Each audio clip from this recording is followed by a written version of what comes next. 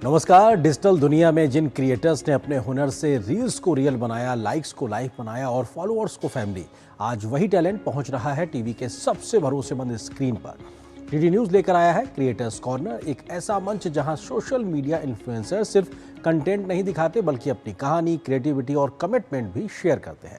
यहाँ हर क्रिएटर को मिलेगा पूरा क्रेडिट, आपका नाम, आपका चैनल, आपकी पहचान और मंच हमारा, क्योंकि हुनर का सम्मान होना चाहिए और पहचान होनी चाहिए राष्ट्रीय। आप देख रहे हैं क्रिएटर्स कॉर्नर, जहां क्रिएटर्स बनते हैं सेलिब्रिटीज।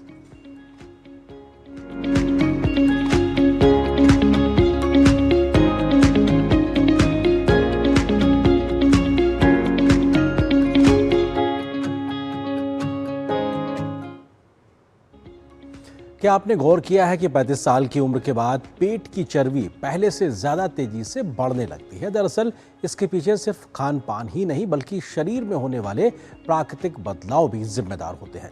बढ़ती उम्र के साथ महिलाओं में एस्ट्रोजन और पुरुषों में टेस्टोस्टेरोन का स्तर धीरे धीरे कम होने लगता है। इसके अलावा मेटाबॉलिज्म धीमा पड़ता है और मांसपेशियों की मात्रा भी कम होने लगती है। यही कारण है कि पेट के आसपास फैट जमा होने लगता है।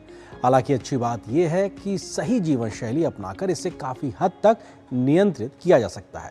नियमित स्ट्रेंथ ट्रेनिंग, पर्याप्त प्रोटीन युक्त आहार और अच्छी गुणवत्ता वाली नींद पेट की चर्बी कम करने में महत्वपूर्ण भूमिका निभाती है। इस वीडियो में जानिए 35 की उम्र के बाद बेली फैट क्यों बढ़ता है और इसे कम करने के प्रभावी तरीके क्या हैं। गर्मियों के मौसम में वेट लूज करना एक बड़ी समस्या बन जाती है, क्योंकि इतनी ज़्यादा गर्मी है। वॉक करने जाओ पसीना आता है, जिम में जाओ तो भी थकान होती है और मन भी नहीं करता है कि इतनी ज़्यादा गर्मी है, पसीना पसीना होके कैसे वेट को लूज किया जाए, कैसे मैनेज किया जाए। तो आज मैं आपके साथ एक ऐसी 3 इंग्रेडिएंट से बनने वाली ड्रिंक शेयर करने वाली हूँ जो इतनी भयंकर गर्मी में भी आपके वेट को मैनेज करके रखेगी। अगर बढ़ गया है तो उसको कम करेगी। अगर आप भी बेली फैट बढ़ने से, वजन बढ़ने से या शरीर में भारीपन बढ़ने से परेशान है तो ये ड्रिंक आपके लिए है। वीडियो को लास्ट तक जरूर देखें, क्योंकि इसमें लास्ट में मैं एक टिप भी बताने वाली हूँ कि कौन सी टिप अपना के आप इस प्रोसेस को, यानी कि वेट लूज करने की प्रोसेस को और हेल्थ को अच्छा बनाने की प्रोसेस को कैसे तेज कर सकते हैं। ये एक ऐसी ड्रिंक बनने वाली है जो ना सिर्फ आपके वेट को मैनेज करेगी बल्कि आपकी बॉडी को भी ठंडा रखेगी और इस भयानक गर्मी से होने वाले नुकसान से बचा के रखेगी और आपके फैट बर्निंग के प्रोसेस को तेज करेगी। बस आज फिर एक बहुत ही हेल्दी रेसिपी लेके मैं आपके सामने आई हूँ और आज हम बात करेंगे एक ऐसी ड्रिंक जो तपती गर्मी में, भयानक गर्मी में भी आपको वेट लूज करने में कैसे मदद कर सकती है और जिसके लिए ना आपको ज्यादा मेहनत करनी है, ना आपको बहुत ज्यादा बाहर जाना है, ना आपको कोई ऐसी टैबलेट खानी है कि आपका वजन कम हो जाए। देखिए, आयुर्वेद कोई जादू की छड़ी नहीं है। आयुर्वेद में जो भी चीजें बताई जाती हैं वो आपकी बॉडी में धीरे धीरे असर करती हैं। अगर कोई आपको ये कहता है कि आप एक हफ्ते में 20 किलो वजन घटा लेंगे तो ये नामुमकिन है। अगर आप घटाने की कोशिश भी करेंगे, हो सकता है, जैसे पिक्चरों में होता है ना कि घटा लेते हैं लोग, तो वो उनकी बॉडी को बहुत नुकसान करता है और जैसे ही वो सारे काम करना बंद करते हैं वजन फिर से बढ़ जाता है। तो ऐसी समस्या ना आए उसके लिए आयुर्वेद बहुत अच्छी चीज है। आयुर्वेद के हिसाब से चलो, अपने वजन को भी मैनेज रखो, अपनी हेल्थ को भी अच्छा रखो और बस फायदे ही फायदे हैं फिर तो इसमें कौन कौन सी 3 चीजें आपको चाहिए। एक तो आपको चाहिए छाछ, जो घर का बना हुआ होना चाहिए। एक आपको चाहिए पुदीना और चिया सीड। अब सब जगह चिया सीड अगर नहीं मिलते हैं तो आप सब्जा सीड भी ले सकते हैं, क्योंकि दोनों में बहुत ज्यादा डिफरेंस नहीं है, थोड़ा सा 19-20 का डिफरेंस है। इसमें ये चीज ज्यादा है तो इसमें ये चीज ज्यादा है। तो आप सब्जा सीड या चिया सीड दोनों में से कोई भी ले सकते हैं। चिया सीड क्यों फायदा करेगा? क्योंकि इसमें ओमेगा 3 फैटी एसिड्स काफी मात्रा में होती हैं, इसमें फाइबर बहुत मात्रा में होता है। ये आपको एक सेटाइटी की फीलिंग देता है और बहुत लंबे समय तक भूख नहीं लगने देता है। तो आप एक्सेस कैलोरीज नहीं खाएंगे, आप मंचिंग से बच जाएंगे। एक्सेस कैलोरी नहीं खाएंगे तो आपका वेट अपने आप मैनेज होना शुरू हो जाएगा। दूसरे नंबर पर हमने लिया है छाछ। छाछ एक अच्छा प्रोबायोटिक है। प्रोबायोटिक आपके गुड बैक्टीरिया की खुराक होते हैं। प्रोबायोटिक आपके गुड बैक्टीरिया को बढ़ाते हैं, आपके डाइजेशन को इम्प्रूव करते हैं, आपकी जो जठराग्नि है उसको मजबूत करते हैं। तो प्रोबायोटिक अगर आप लेते हैं तो आपका डाइजेशन और मेटाबॉलिज्म दोनों इंप्रूव होके वो भी आपके वेट लॉस की जर्नी को तेज कर देता है। इससे आपकी बॉडी हाइड्रेट रहेगी, इससे भी बहुत लंबे समय तक भूख नहीं लगती है और ये कूलिंग इफेक्ट देगा। तो आपकी बॉडी में वो जो गर्मी है उसके नुकसान भी नहीं होंगे। गर्मियों में अगर छाछ पीते हैं तो एसिडिटी का प्रॉब्लम नहीं होगा और लू लगने का प्रॉब्लम नहीं होगा। दो फायदे आपको होते हैं। तीसरी चीज हमने लिया है इसमें पुदीना। पुदीने की कूलिंग नेचर होता है, ये भी मेटाबॉलिज्म को बूस्ट करता है और डाइजेशन को इम्प्रूव करता है। पुदीने के और भी बहुत सारे फायदे, इसमें मिनरल्स भी काफी होते हैं, इसमें बहुत सी ऐसी चीजें भी होती है जो आपकी हेल्थ को इम्प्रूव करेंगी और इंस्टेंट फ्रेशनेस देगा। पुदीने की जो अपनी एक खुशबू है, जो इसके कंपाउंड्स है, वो इंस्टेंट फ्रेशनेस देते हैं। आप पीने के बाद एकदम फ्रेश फील करेंगे। गर्मी की थकान या आंखें धसी हुई हैं, वो सब एकदम से ठीक हो जाता है इससे। तो चलिए बात करते हैं कि इसको बनाना कैसे है। इस ड्रिंक को बनाने के लिए आपने जो भी सीड लिए, चाहे चिया सीड लिए या सब्जा सीड लिए, उनको पहले आधा घंटा पानी में सोक करना है। फिर आपने 1 गिलास छाछ लेनी है और ये सोक किए हुए जो चिया सीड या जो भी सीड्स आपके पास है, उनको पानी के साथ ही उस छाछ में मिला देना है। 5 से 7 पुदीने की पत्ती या तो बहुत बारीक काट के उसमें डालनी है या उसको क्रश करके उसकी चटनी बना के वो उसमें मिलानी है। अब इसमें 2-3 चीजें और ऐड ऑन करेंगे ताकि इसका टेस्ट बहुत अच्छा हो जाए। तो इसमें आप काला नमक डाल सकते हैं, इसमें भुना हुआ जीरा डाल सकते हैं और इसको एक बार या तो हाथ से ही ऐसे करके मिक्स कर देंगे और अगर ऐसे नहीं करना है तो ब्लेंडर में डाल के एक बार घुमा देंगे। बहुत ही जल्द अच्छी आपकी ये जो रिफ्रेशिंग ड्रिंक है वो बन के तैयार हो जाएगी। बस सुबह सुबह इसको अगर पी लिया, मेरी मम्मी देती थी हमें सुबह घर से निकलने से पहले, क्योंकि उन दिनों में आजकल की तरह फैसिलिटीज नहीं होती थी कि बस में गए, स्कूल पहुंच गए, एसी बस है या गाड़ी में छोड़ के आते। हम लोग पैदल जाते थे। मैं 9th में थी उस टाइम पर, जब से मुझे ये याद है मेरी मम्मी जबरदस्ती मुझे ये पिलाती थी ड्रिंक। तो मेरा स्कूल जो था करीब 3-3.5 किलोमीटर दूर था। सुबह तो चलो 7 बजे जाना है तो इतनी धूप नहीं होती थी, वापस में 2:30 बजे जब आते थे बहुत कड़कती धूप होती थी।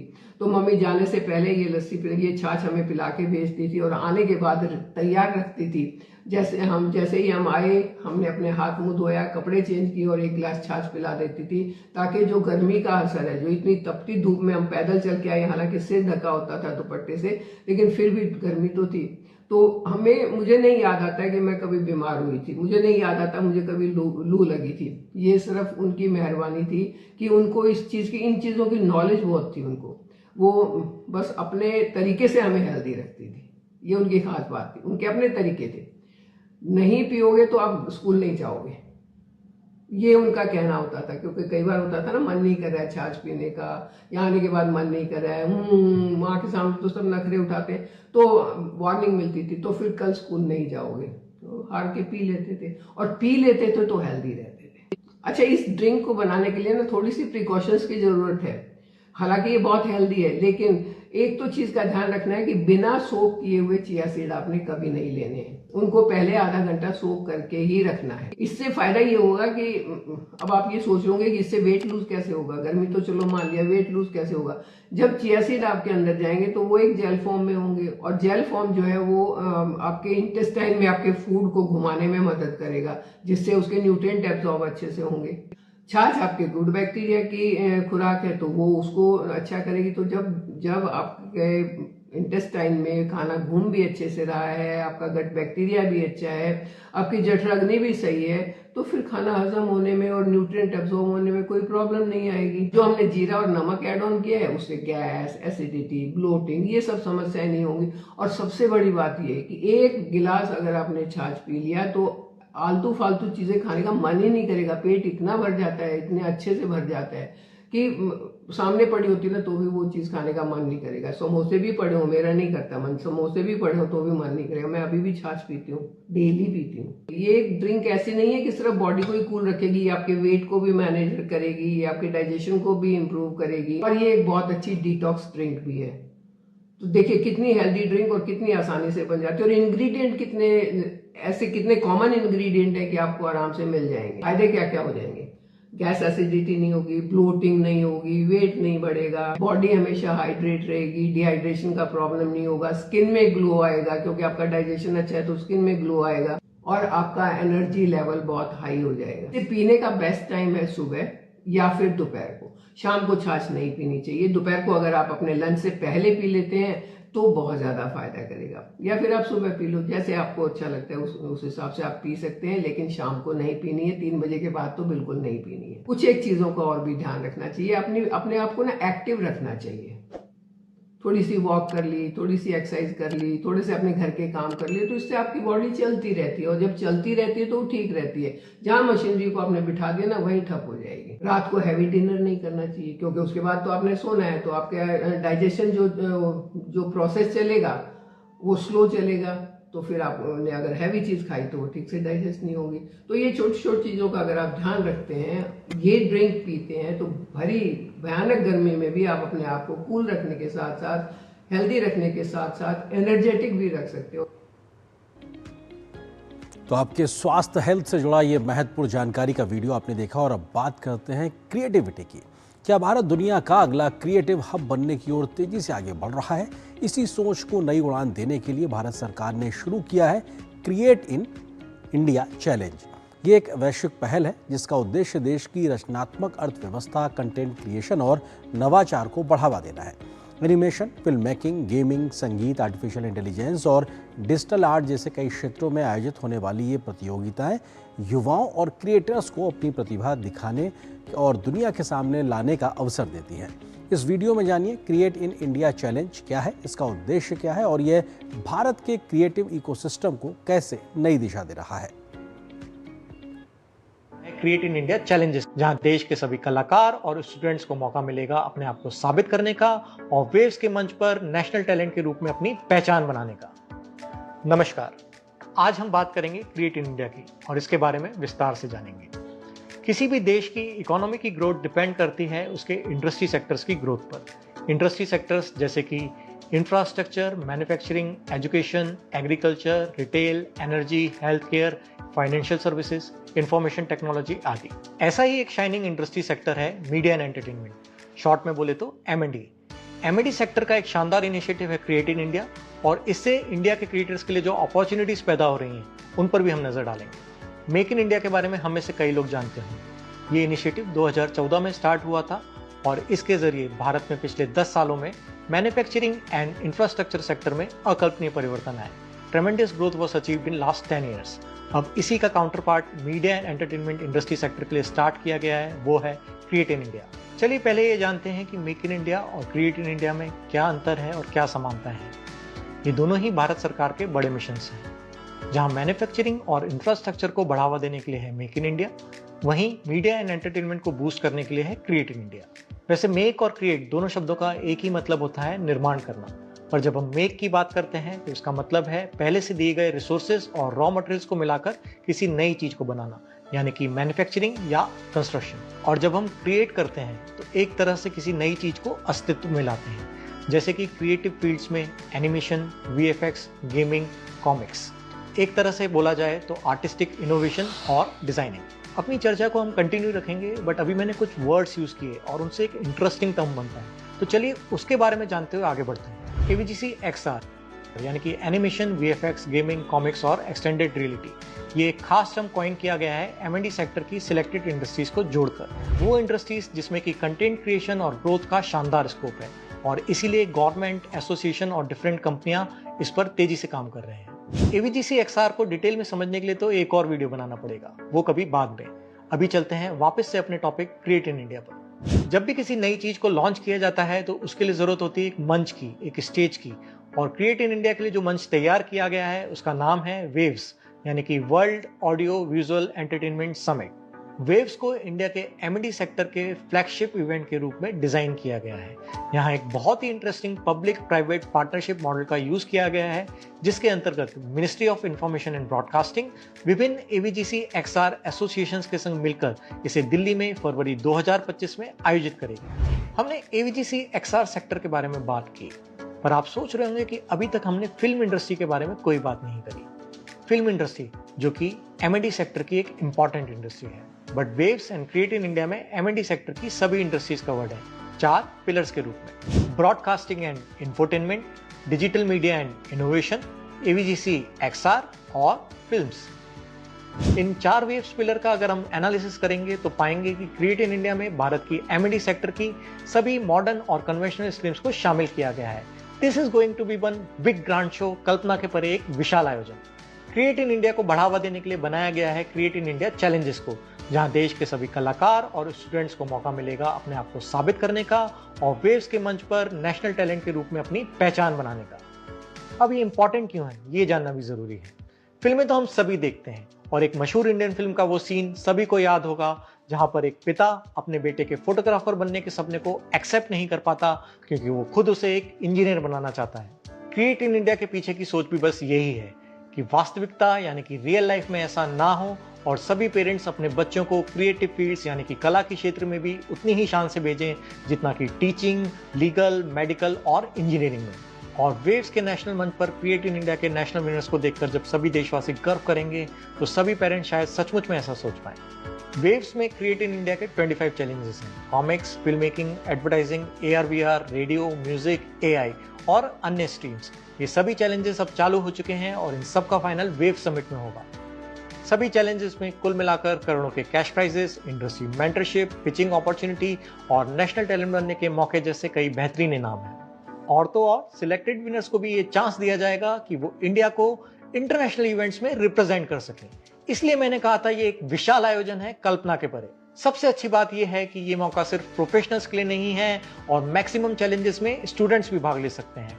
This is the time and opportunity to prove yourself. यहाँ पर ICA के फाउंडिंग प्रेसिडेंट होने के नाते मैं सभी कॉमिक्स आर्टिस्ट और स्टूडेंट्स को इनवाइट करना चाहूंगा कॉमिक्स क्रिएटर चैंपियनशिप में, जो कि क्रिएट इन इंडिया के चैलेंजेस में से एक है। जीतने के लिए हैं 8 लाख के इनाम और ICA के द्वारा आपकी कॉमिक्स का पब्लिकेशन। आप ट्रेडिशनल, डिजिटल, मांगा या किसी भी आर्ट फॉर्म में रुचि रखते हो, इस कॉन्टेस्ट में भाग लेकर आप अपने कॉमिक्स ड्रीम को सच कर सकते हैं। क्रिएट इन इंडिया सचमुच में एक अद्भुत प्रयास है जो हमारे कंटेंट क्रिएटर्स और हमारी क्रिएटिव इंडस्ट्री को एक नई पहचान देगा। So we wish our best for the Create in India initiative. इसकी सफलता की हम कामना करते हैं और इसी के साथ अगली बार तक के लिए आप लोगों से आज्ञा लेना चाहूंगा। नमस्कार। तो क्रिएटर्स के लिए एक बड़ा मंच है अपने आप में इस प्रकार की पहल। यहाँ पर एक छोटे से ब्रेक के लिए रुकते हैं, बहुत जल्द वापस आते हैं। क्रिएटर्स इंडिया का एक मंच कार्यक्रम जो है जारी रहेगा। खाने में मेरी क्वीन के लिए क्या है? किंग मटर पनीर, किंग बैगन भरता, king veg pulao, king palak paneer kofta. ये सब किंग क्यों? क्योंकि ये सब बना है MDH किचन किंग से आपका बॉस। MDH किचन किंग, असली किचन किंग। MDH। हर जीत की शुरुआत होती है छोटे छोटे कदमों से और हर छोटी तैयारी बदल सकती है पूरा नतीजा। क्योंकि मैदान हो या जिंदगी, छोटी से छोटी तैयारी ही देती है प्रोटेक्शन और प्रोटेक्शन ही देता है भरोसा। जैसे LIC की बीमा लक्ष्मी, एक खास प्लान सिर्फ महिलाओं के लिए जहां छोटी बचत दे बड़ी सुरक्षा, ताकि जिंदगी के हर मैदान में आप रहे हर पल के लिए रेडी। LIC बीमा लक्ष्मी, रखे हर पल के लिए रेडी। जरा सी हंसी दुलार जरा सा, जरा सी अनबन प्यार जरा सा,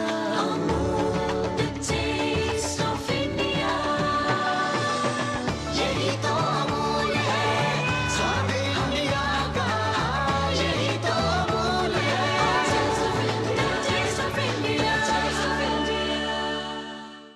जब धरती चीर कर निकलता है लोहे का पत्थर और मिलता है मोंगिया के जोश से, फिर तपता है, पिघलता है और बनता है फौलाद।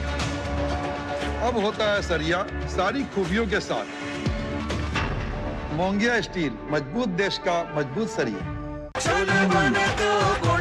गोल्डी छोले मसाले जहाँ जाए रिश्ते बनाए। गोल्डी लाए हैं फ्रेश लॉक टेक्नोलॉजी जो रखे मसालों को हर समय फ्रेश। क्या भारत की बढ़ती आबादी के साथ लोकसभा की सीटों का भी नया बंटवारा होना चाहिए? क्या मौजूदा निर्वाचन क्षेत्र आज की जनसंख्या का सही प्रतिनिधित्व करते हैं? इन्हीं सवालों के बीच एक बार फिर से परिसीमन यानी डीलिमिटेशन की चर्चा तेज हो गई है। परिसीमन यानी चुनावी क्षेत्रों की सीमाओं का पुनर्निर्धारण और जनसंख्या के आधार पर सीटों का आवंटन, ताकि लोकतंत्र के मूल सिद्धांत एक व्यक्ति एक वोट एक मूल्य को प्रभावी ढंग से लागू किया जा सके। लेकिन वर्तमान परिस्थितियों में लोकसभा के लिए डीलिमिटेशन की जरूरत क्यों महसूस की जा रही है? आइए इस वीडियो में विस्तार से समझते हैं। मान लो इंडिया एक क्लासरूम है, तो 1971 के इस इंडिया में 55 स्टूडेंट्स थे और 5 मॉनिटर्स थे। आज के इस इंडिया में 140 स्टूडेंट्स हैं लेकिन मॉनिटर्स 5 ही हैं। ऐसी ही कुछ सिचुएशन आज इंडिया में है। तो 1971 में जो हमारी पॉपुलेशन थी उससे कहीं ज्यादा पॉपुलेशन 2026 में है, लेकिन लोकसभा में आज भी उतनी ही सीट्स हैं, यानी 543। तो इसका सोल्यूशन क्या है? इसका सोल्यूशन है डीलिमिटेशन। अब डीलिमिटेशन होता क्या है? तो इंडिया में लोकसभा इलेक्शंस के लिए इंडिया को अलग अलग टेरिटोरियल बाउंड्रीज में डिवाइड किया जाता है, जिसको हम बोलते हैं कॉन्स्टिट्यूएंसी। हर कॉन्स्टिट्यूएंसी से एक एमपी का चुनाव होता है। अब डीलिमिटेशन का मतलब है जब आप इन कॉन्स्टिट्यूएंसीज को रीड्रॉ करते हो और पॉपुलेशन बढ़ने की वजह से इनके नंबर को बढ़ाते हो। अब ये डीलिमिटेशन क्यों जरूरी है? तो देखो, इंडिया फॉलो करता है concept of 1 person 1 vote 1 value, जिसका मतलब ये है कि रफली हर सिटीजन के वोट की वैल्यू बराबर होनी चाहिए। पर आज प्रॉब्लम यह है कि कुछ कॉन्स्टिट्यूएंसीज ऐसी हैं जहां 10 लाख पॉपुलेशन है और कुछ कॉन्स्टिट्यूएंसीज ऐसी हैं जहां 30 लाख पॉपुलेशन है, लेकिन दोनों में से एमपी तो एक ही आ रहा है। मतलब यहां पर एक एमपी 3 गुना ज्यादा लोगों को रिप्रेजेंट कर रहा है। अब आप बोलोगे इसमें प्रॉब्लम क्या है? तो सोचो एक क्लास जिसमें 30 स्टूडेंट्स पर एक टीचर हो और एक ऐसी क्लास जहां 300 स्टूडेंट्स पर एक टीचर हो, तो ऑब्वियसली टीचर कम ध्यान दे पाएगा। अगर कॉन्स्टिट्यूएंसीज छोटी होंगी तो आपके रिप्रेजेंटेटिव्स आपसे ज्यादा इंटरैक्शन कर पाएंगे, ज्यादा बेहतर रिप्रेजेंटेशन हो पाएगा, और अगर कोई समस्या है, कोई ग्रीवियंस है, तो वो बेहतर तरीके से सॉल्व हो पाएगी। पीएम के इकोनॉमिक एडवाइजरी काउंसिल का ये कहना है कि जब कॉन्स्टिट्यूएंसीज बढ़ेंगी और उनका साइज छोटा होगा तो उससे वोटर पार्टिसिपेशन भी बेटर होगा, क्योंकि लोग ज्यादा कनेक्टेड फील करेंगे और ज्यादा पॉलिटिकल विजिबिलिटी होगी। अच्छा, एक फायदा और है, आज ना जो कॉन्स्टिट्यूएंसीज हैं वो बहुत बड़ी बड़ी हैं, तो पॉलिटिकल पार्टीज बड़े बड़े वोटर ब्लॉक पर कॉन्सेंट्रेट करती हैं, क्योंकि उनको पता है अगर उनका वोट मिल गया तो वो वैसे भी इलेक्शंस जीत जाएंगी। लेकिन जब कॉन्स्टिट्यूएंसीज बढ़ेंगी और उनका साइज छोटा होगा तो उन्हें छोटी छोटी कम्युनिटीज पर भी ध्यान देना होगा, तो छोटी कम्युनिटीज को भी बेटर रिप्रेजेंटेशन मिल पाएगा। अच्छा, 1971 के बाद इंडिया तेजी से अर्बनाइज भी हुआ है, तो बहुत सारे लोग रूरल एरिया से निकलकर सूरत, बैंगलोर, हैदराबाद, पुणे जैसी सिटीज में सेटल हुए हैं। अब इनकी पॉपुलेशन तो बढ़ गई, लेकिन क्योंकि डीलिमिटेशन नहीं हुआ, इनको एडिक्वेट रिप्रेजेंटेशन नहीं मिला। डीलिमिटेशन से अर्बन रिप्रेजेंटेशन भी बेटर होगा। तो आपको क्या लगता है, क्या इंडिया के पॉलिटिकल मैप को रीड्रॉ करने की जरूरत है to reflect the realities of 2026? क्या आपने कभी सोचा है कि आकाश में हमेशा एक ही दिशा में दिखाई देने वाले ध्रुव तारे का संबंध उत्तर प्रदेश के कानपुर से भी जुड़ा हो सकता है? कानपुर के ऐतिहासिक नगर बिठूर में गंगा के तट पर स्थित ध्रुव टीला एक ऐसा पौराणिक स्थल है जिसे भक्त ध्रुव की कठोर तपस्या से जोड़ा जाता है। मान्यता है कि इसी स्थान पर बालक ध्रुव ने भगवान विष्णु की आराधना की थी। उनकी अटूट भक्ति से प्रसन्न होकर भगवान विष्णु ने उन्हें अमरत्व का वरदान दिया था और आकाश में ध्रुव तारे के रूप में स्थापित किया। यही कारण है कि ध्रुव टीला आज भी आस्था, इतिहास और पौराणिक परंपरा का महत्वपूर्ण केंद्र माना जाता है।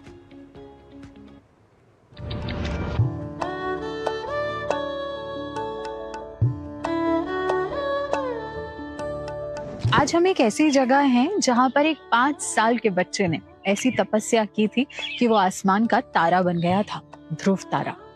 कानपुर के बिठूर में ये एक रहस्यमय टीला है जिसे ध्रुव टीला भी कहा जाता है। लोग कहते हैं कि यहीं पर राजा उत्तानपाद के बेटे ध्रुव का जन्म हुआ और यहीं पर उन्होंने नारायण की गोद में बैठने के लिए तपस्या भी की थी।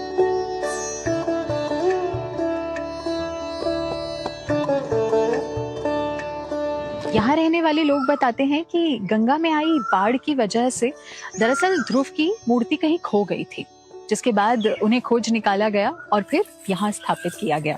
ध्रुव की मूर्ति और उनका मंदिर आपको इस धरती पर कहीं और नहीं मिलेगा, क्योंकि ध्रुव को धरती पे नहीं आसमान में पूजा जाता है। कानपुर के बिठूर में ये ऐसा एक लौता मंदिर है जहाँ ध्रुव की एक ऐसी रहस्यमयी मूर्ति भी है और वो ध्रुव टीला भी है जहाँ पर ध्रुव ने तपस्या करी थी। कानपुर के इस अनोखे ध्रुव मंदिर की देखभाल करने वाला मोघे परिवार और आशा जी आज मेरे साथ में हैं जो इस मंदिर की देख रेख करती हैं। कितने साल पुराना है ये मंदिर? ये काफी साल हो गए इस मंदिर को। ये दत्त मंदिर ध्रुव आश्रम में दत्तात्रेय की चरण पादुका 5 साल की आयु में तपस्या की थी ध्रुव भगवान ने। क्या ये सच है? ये बाजीराव पेशवा? हाँ, बाजीराव के पेशवा के इस समय का है, 17वीं पीढ़ी हम लोगों की है। आप उन्हीं के वंशज हैं? हाँ, My God. पीढ़ी भाई पीढ़ी चली आ रही हम लोगों की। बचपन में जब हम आते थे तो सुनते थे कि एक पत्थर है जो डूबता नहीं वो है। नीचे था, चोरी चला गया वो पत्थर। चोरी हो गया? हाँ। और एक लकड़ी हुआ करती हाँ, थी? लकड़ी भी चोरी हो गई।